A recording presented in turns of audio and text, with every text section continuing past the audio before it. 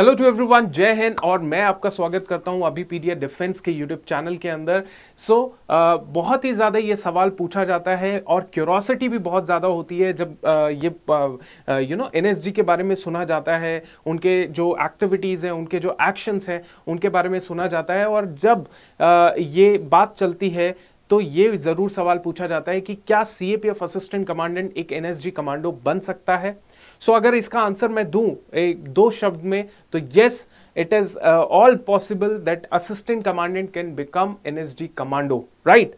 तो बिल्कुल it's very clear. But क्या प्रोसेस होती है, एनएसजी एक्चुअली है क्या, उसके बाद हम लोग बात करेंगे इनकी ट्रेनिंग कैसी होती है, और उसके बाद हम लोग बात करेंगे कि एक सीएपीएफ एसी जो है वो कैसे एनएसजी कमांडो बन सकता है, राइट। बहुत ही जबरदस्त सेशन होने वाला है, आपको बहुत जबरदस्त मजा आएगा इस चीज को सुन के। और बट इससे पहले मैं एक चीज और भी बता देता हूं कि सीएपीएफ असिस्टेंट कमांडेंट जब बनेगा बच्चा तभी एनएसजी कमांडो बन पाएगा, राइट। तो सबसे पहले तो अभी आपको फोकस करना है कि मैं असिस्टेंट कमांडेंट कैसे बनूंगा, ठीक है। दूसरी चीज ये है कि ये सेशन मैं ऐसे क्यों लेकर आ रहा हूं, ताकि इस टाइम पे आपका थोड़ा सा कहीं ना कहीं आप मोमेंटम 8 घंटा नहीं पढ़ पा रहे हो या आप थोड़ा सा कभी मिस कर देते हो, तो वो जो मोमेंटम है उसको बरकरार रखने के लिए, आपको और बूस्ट करने के लिए, और मोटिवेट करने के लिए, और जोश पैदा करने के लिए ये ऐसे सेशंस मैं लेकर आ रहा हूं। क्योंकि मुझे पता है कि जो डिफेंस एस्पिरेंट होता है वो काफी हद तक इन चीजों से बहुत ज्यादा फैसिनेट होता है, इन्फ्लुएंस होता रहता है कि यार एनएसजी क्या है, स्पेशल फोर्सेस क्या है, कोबरास क्या है ना, निंजास क्या है, तो ये सारी चीजों के बारे में। तो पर आपको सीएपीएफ की तैयारी बहुत तरीके से करनी पड़ेगी, और जो बच्चा इस प्रोसेस के अंदर अपने आप को प्रूव कर पाएगा तभी तो आगे जाके एनएसजी कमांडो बन पाएगा, राइट। तो let's talk about this. But इससे पहले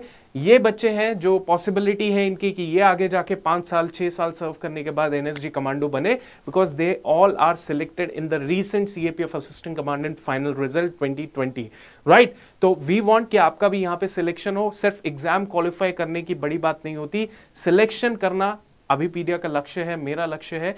ये लक्ष्य हम लोग साथ में मिलकर पूरा करेंगे, ठीक है। जो सबसे अनप्रेडिक्टेबल चीज होती है वो होती है पेपर 2।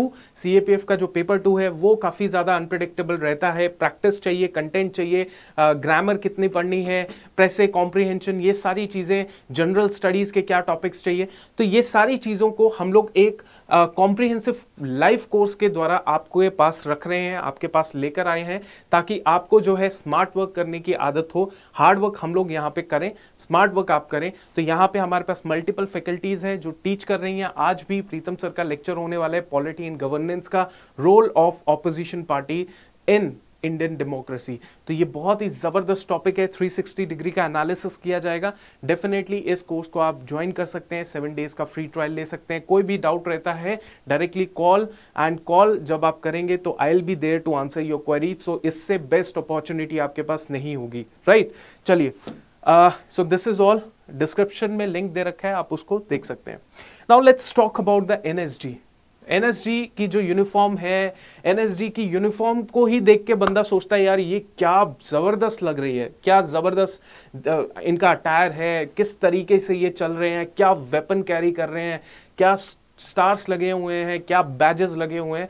ये सब चीजें आपको इंस्पायर करती होंगी, मोटिवेट करती होंगी, फैसिनेट करती होंगी, राइट। तो एनएसजी क्या है? NSG is federal contingency world class zero error force, जहां पे एरर की गुंजाइश कुछ नहीं होती है, और अगर एक थोड़ी सी भी गुंजाइश हो गई तो फिर वहां पे डेथ होती है और कुछ नहीं होता है इस फोर्स के सामने, right. So federal contingency world class zero error force है जो डील करती है एंटी टेररिस्ट एक्टिविटीज से in all kind of it's in all kind of terrorist activities, right?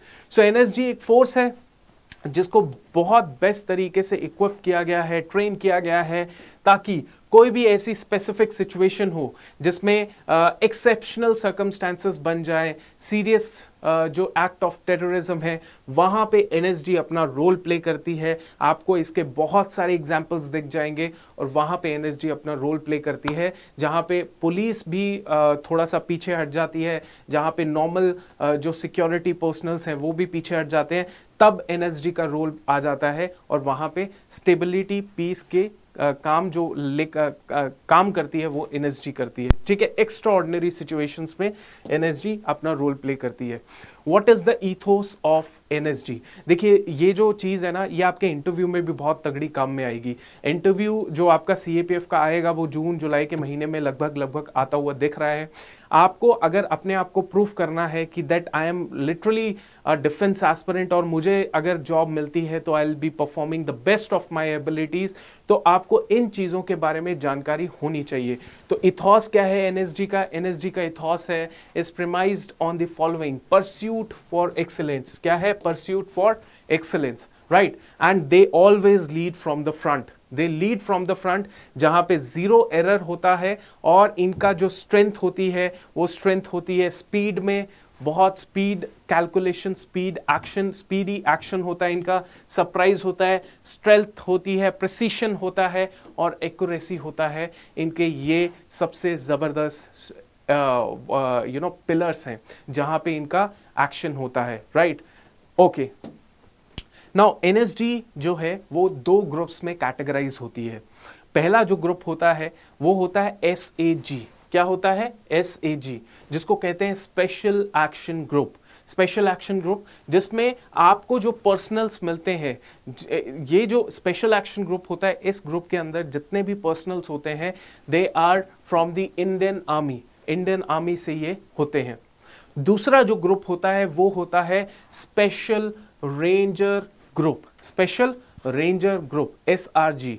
और एसआरजी के अंदर जो है आपको देखेंगे personnels coming from the paramilitary and central armed police forces. और सेंट्रल आर्म पुलिस फोर्सेस के अंदर आपको पता है जिसकी आप तैयारी कर रहे हो, so you will be eligible not for SAG, you will be eligible not for SAG, you will be eligible for SRG, right, Special Ranger Group, understand। चलो अब इसमें हम लोग बात करते हैं। देखिए एनएसजी आपने सुना, एनएसजी बच्चे को पता होता है कि एनएसजी, कहीं उसने सुना होता है, कहीं उसने देखा होता है। तो बच्चा जब, बहुत लोगों को पता है एनएसजी क्या है, पूरी फौज को पता होता है, सिक्योरिटी पर्सनल को एनएसजी क्या है। सो हर कोई सोचता है कि मैं एनएसजी में जाऊंगा, हर कोई सोचता है कि मैं एनएसजी में सर्व करूंगा। तो एनएसजी में जो लोग आते हैं वो काफी ज्यादा आते हैं, बट उनका जो सिलेक्शन होता है वो माइन्यूट होता है। 70 to 80% रिजेक्ट हो जाते हैं। They are not able to survive in those hard core training sessions, right. और वहां पे आपका फिजिकल एंड्योरेंस चेक नहीं किया जाता। वहां पे आपका फिजिकल एंड्योरेंस तो एक लेवल तक का आपका होता है, उसके बाद तो सारी जो गेम शुरू होती है वो होती है आपके मेंटल एंड्योरेंस की। आपका जो मेंटली आप कितने स्ट्रांग है उसकी पूरी गेम शुरू होती है। वहां से आपकी टेस्टिंग शुरू होती है। जब आपका फिजिकल, जब आपकी बॉडी जो है आपका साथ छोड़ दे, मतलब बोले कि नहीं अब तो हो ही नहीं सकता, उसके बाद भी आप भाग रहे हो, that is all about your mental game, है ना। और वहां पे आपकी टेस्टिंग चेक शुरू होती है, राइट। तो इसकी 14 महीनों की ट्रेनिंग होती है, हार्डकोर ट्रेनिंग होती है। बेसिक ट्रेनिंग कहाँ पे होती है? मानेसर हरियाणा में होती है। सीआरपीएफ की एकेडमी भी हरियाणा के अंदर है। सो मानेसर हरियाणा में होती है। बेसिक ट्रेनिंग जो होती है वो 90 दिन की होती है। फिर उसके अंदर जो है बहुत सारे फिजिकल फिटनेस ट्रेनिंग टास्क होते हैं, बहुत सारे अलग अलग एलिमेंट्स होते हैं। क्रॉस कंट्री से लेके हाइट से जंप करना, डिफरेंट टेरेन में ऑपरेट करना, अलग अलग जो प्रोसीजर्स होते हैं, स्टैंडर्ड ऑपरेटिंग प्रोसीजर्स, उनको फॉलो करना, राइट। उसके बाद इंड्योरेंस टेस्ट होता है जहां पे मार्शल आर्ट्स होते हैं, टारगेट शूटिंग की जाती है, क्रॉस कंट्री रन जो है किया जाता है। उसके साथ साथ जो है आपको ऐसे सिचुएशन में ढाला जाता है कि जहां पे आप फिजिकली भी स्ट्रेस्ड हो, मेंटली भी स्ट्रेस्ड हो, आप पूरे एग्जॉस्ट हो चुके हो, लेकिन फिर भी आप जो है थोड़ा बहुत गुंजाइश, आप जो डिसीजन ले रहे हो वो सही ले रहे हो। वो एक टेस्टिंग स्केल होता है जहां पे आप फिजिकली मेंटली सारा एग्जॉस्शन हो चुका है, लेकिन फिर भी आपके जो डिसीजंस है, you are taking the right decisions. उसके बाद जो है ये सब बेसिक खत्म होने के बाद 9 महीने की एडवांस ट्रेनिंग होती है। और ये जो एनएसजी कमांडो निकलते हैं बाहर, वो इंडिया के नहीं, वो वर्ल्ड के one of the best elite commandos होते हैं। जो इस तरीके की ट्रेनिंग के बाद जो है कहलाए जाते हैं, राइट। तो इतना सब आपको मैंने मोटिवेशन कर दिया, इतना जबरदस्त आपको फोटो वोटो दिखा दी। अब हम लोग बात करते हैं सबसे इंपॉर्टेंट चीज ये है कि एनएसजी में आप जब जाएंगे तो पहली 2-3 चीजें होती है जो बच्चों को नहीं पता होती है। दैट इज कि क्या मैं डायरेक्टली एनएसजी में जा सकता हूं, सीएपीएफ को छोड़ के मैं सीधा एज अ सिविलियन एनएसजी में जा सकता हूं? Question answer is no. NSG is a deputation force. Deputation का मतलब होता है ये फोर्स बनती है, डेप्यूटेशन से लोग आते हैं तब ये फोर्स बनती है, ठीक है। वो 4 साल 5 साल अपना डेप्यूटेशन काट के वापस अपनी पेरेंट बटालियन में चले जाते हैं, जहां से आते हैं वहीं पे चले जाते हैं। तो डेप्यूटेशन के लिए ये एनएसजी होती है, राइट। अब इसमें क्या है कि अगर एनएसजी में डेप्यूटेशन पे जाना है तो टाइम टू टाइम एनएसजी की वेबसाइट में आप देखेंगे तो वैकेंसीज आती रहती हैं, ठीक है। वैकेंसीज आई है, रिसेंटली भी वैकेंसी आई थी, इसीलिए मैंने सोचा चलो एक वीडियो बना देते हैं इसके ऊपर।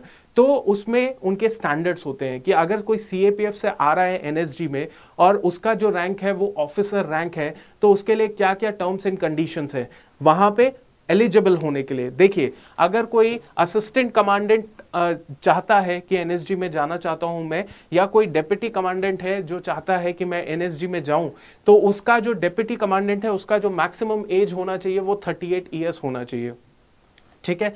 उसकी जो सर्विस होनी चाहिए वो बिलो 10 साल की सर्विस होनी चाहिए, ठीक है। सो एक डेप्यूटी कमांडेंट जो 38 ईयर्स मैक्सिमम हो, मैक्सिमम उसकी जो सर्विस होनी चाहिए वो हमेशा बिलो 10 ईयर्स की सर्विस होनी चाहिए। उसका कोई भी सर्विस के दौरान कोई पनिशमेंट ना मिली हो उसको। और नेक्स्ट इज एसीआर, जो एनुअल कॉन्फिडेंशियल रिपोर्ट होती है, जो आपके कमांडेंट जो है वो आपके रिपोर्ट को लिखते हैं। सो इस एसीआर के अंदर आपका जो ग्रेडिंग होना चाहिए that should not be below very good. Very good से नीचे आपका ग्रेडिंग नहीं होना चाहिए। आपका गुड आएगा, you are not eligible for NSG. You need to be having that very good वाला टैग, या फिर उससे ऊपर जो एक्सीलेंट होता है एसीआर के अंदर फॉर द लास्ट 5 ईयर्स। 5 साल के अंदर आपका हर साल जो है वेरी गुड होना चाहिए। If service is more than 5 years, अगर सर्विस 5 साल से ज्यादा है तो एटलीस्ट 5 साल तक आपका वेरी गुड होना चाहिए, राइट। तो ये क्लियर हो गया डेप्यूटी कमांडेंट का। अब बात करते हैं असिस्टेंट कमांडेंट की। तो आपकी जो उम्र मैक्सिमम हो सकती है वो हो सकती है 33 ईयर्स। सो जितने भी कैंडिडेट्स हैं जो मान लीजिए आप 25 साल में एसी बन जाते हैं, 26 साल में ट्रेनिंग जो है आपकी शुरू हो जाती है, 26-27 के अंदर अंदर ट्रेनिंग खत्म होके आप जो है 2-3 साल 4 साल का सर्विस करके आराम से यहाँ पे पहुंच सकते हैं। अब देखिए बिलो इधर भी सेम है कि बिलो 10 ईयर्स ऑफ सर्विस होनी चाहिए, कोई पनिशमेंट नहीं होनी चाहिए, और आपका जो ग्रेडिंग होना चाहिए that should not be below very good, right. चलो ये क्लियर हो गया। नेक्स्ट हम लोग बात करते हैं, देखिए हम छोड़ेंगे नहीं उन लोगों को जो कांस्टेबल या sub inspector inspector sub inspector level पे होते हैं। देखिए ये कैटेगरी के भी जो पर्सनल्स होते हैं they also seek deputation to the NSG, क्योंकि देश प्रेम, पेट्रियोटिज्म और कुछ चैलेंजिंग रोल जो है वो करना चाहते हैं। जैसे मुझे अभी याद है कि एक सब इंस्पेक्टर है जिन्होंने he also opted for this NSG but he was not able to qualify, ठीक है। वो नहीं क्वालिफाई कर पाए थे बेसिक ट्रेनिंग, तो इसलिए वो बाहर आ गए थे, लेकिन ही अपीयर्ड फॉर दिस, है ना, उन्होंने कोशिश किया था एनएसजी के लिए जाने के लिए। तो अगर इनको हम लोग कहते हैं असिस्टेंट कमांडर्स, क्या कहते हैं, असिस्टेंट कमांडर्स, राइट। एनएसजी में डिप्यूटेशन के लिए ये रैंक के जो होते हैं इनको असिस्टेंट कमांडर्स कहा जाता है, जिसमें इंस्पेक्टर रैंक का जो होंगे वो मैक्सिमम एज 38 ईयर्स होगा, और सर्विस जो होगी वो एक्टिव सर्विस 2 साल हो सकती है, ठीक है, मिनिमम। और यहाँ पे सर्विस रिकॉर्ड की बात करें तो पनिशमेंट जो है, पनिशमेंट फ्री रिकॉर्ड होना चाहिए लास्ट 3 साल का, मतलब लास्ट 3 साल में आपको कोई पनिशमेंट नहीं मिलनी चाहिए, और no major punishment during the service also, ठीक है। और इंस्पेक्टर में एसीआर की बात करें, नॉट बिलो एसीआर की बात करें तो नॉट बिलो वेरी गुड, ठीक है। एसीआर की बात करें तो not below very good for the last 5 years if service is more than 5 years, right. And sub inspector में भी यही चलेगा, सब इंस्पेक्टर में भी यही होगा, बस एज का डिफरेंस होगा दैट सब इंस्पेक्टर की एज मैक्सिमम 30 ईयर्स होनी चाहिए, ठीक है। और ये सारी चीजें जो है do that means similar things are applicable to sub inspector also, right. तो ये हमने समझ लिया, सीख लिया कि इस तरीके से होता है। अब आपको एक क्यूरोसिटी और भी होगी कि भैया सैलरी जो होती है एनएसजी की वो क्या होती है, what would be the salary of an NSG commando, right?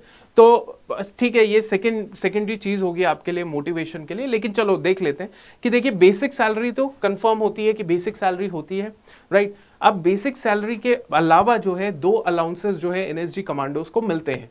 पहला जो अलाउंस होता है that is special forces allowance. What is the allowance which we call it as special forces allowance, जो कि 27,000 पर मंथ मिलता है आफ्टर द 7th पे commission for the officers, ठीक है? और दूसरा जो अलाउंस होता है वो होता है आपका 5,000 का पर मंथ का, जो आफ्टर 7th पे कमीशन हुआ है।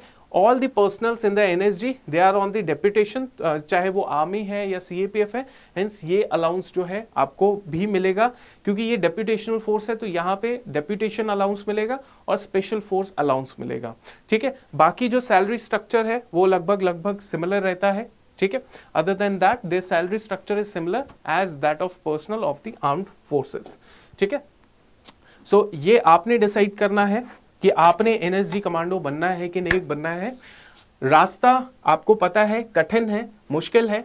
इसी रास्ते को आसान करने के लिए we are here to help you, mentor you. आपको ऐसे मोटिवेशनल क्लासेस हम लोग लेकर आते हैं, कंटेंट क्लासेस लेकर आते हैं, मेंटोरशिप क्लासेस लेकर आते हैं। सो आप क्या कर सकते हैं, 7 डेज का फ्री ट्रायल भी ले सकते हैं हमारे इसका पोर्टल के अंदर।